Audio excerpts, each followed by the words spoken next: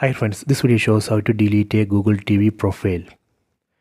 Let me go to top left corner, then set switch accounts. Here you can see this TV has three profiles: Anna, John and Kid1. So I am going to delete one profile, John. Go to settings, select settings icon from top right corner. Go to accounts and profiles. Here set John. So right now the active account is John, so I am not able to delete. First we need to switch to another account. Let me switch to Anna, then set switch account.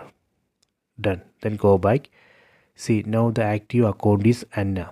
Now I can delete this profile John. Select John, select remove, done. So this way we can delete Google TV profile. So you can try this. I hope you enjoyed this video. Please subscribe this channel. Please like and share the video.